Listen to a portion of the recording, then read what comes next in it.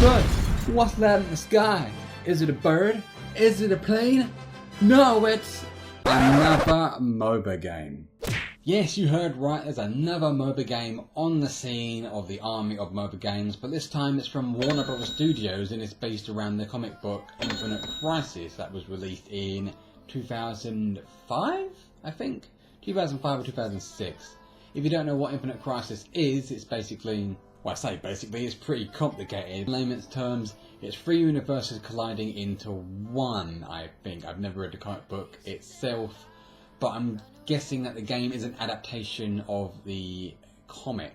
The game is broken up into 3 universes: Earth, Gaslight, and Nightmare. Now, each universe has their own adaptation of a superhero, but in the game they're not necessarily the same person. For example, Gaslight Batman is a ranged ADC, whereas Nightmare Batman is a stealth assassin, and normal Batman is more of a tanky bruiser champ. I'm Batman.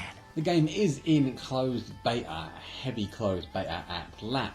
So for that I won't be giving it a score, but instead my first impressions, much like I did with the Mighty Quest for Epic Loot. Infinite Crisis is free to play as far as I know, and you can either buy champions through in-game currency or by buying points. You can also buy skins for real life money in the closed beta as well.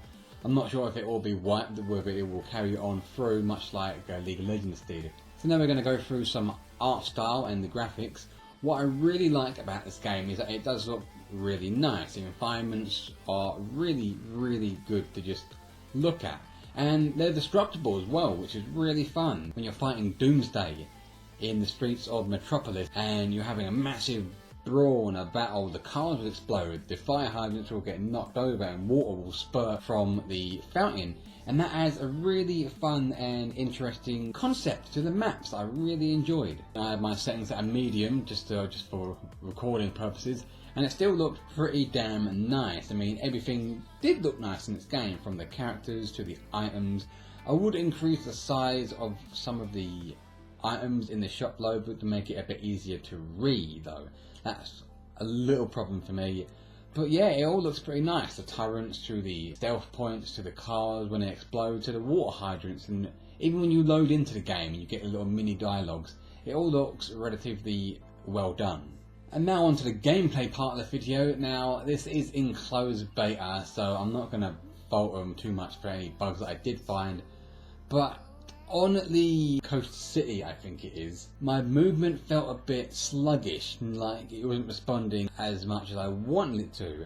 There was a situation where we captured the Doomsday device in the centre of the map, and my movement just went crazy and I couldn't move anywhere. It was spasming back and forward and I died because of it.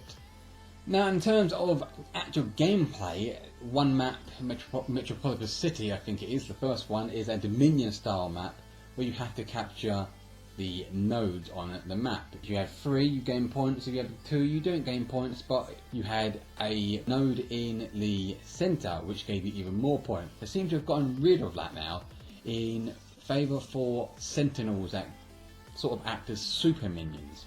But in terms of balance wise, it's still too early to say. I mean, in the game that I played, Green Lantern was literally wrecking everyone. I mean, he carried the team 1v5 and could have easily just done it himself, getting a score of something crazy like 23 and 4. So it's one of them games where if you get a good start you can snowball, but if you don't get a good start then expect to not do well. I'm expecting that to change as further builds come out, so I look forward to seeing everything come together. I found the all items a bit daunting. There was just so many items to choose from and I didn't really understand what some of the stats meant. It just seems they could have made it a bit more clearer, or maybe hopefully later they will throw in a tutorial which explains all of that, because at the moment they're just focusing on bug splatting and other things like that really. And now for the sound part of Infinite Crisis. I really like the sounds of this game. I mean, all the champions are independently voiced. Hey, check this out. Yeah, I love my job. And what makes me love this game even more is that certain characters will interact with each other. I noticed that when I was playing Nightmare Batman, Green Lantern said something quite humorous to me something along the lines of Vampire Batman?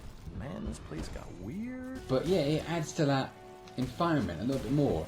It increases your immersion into the game, and it's really brilliant.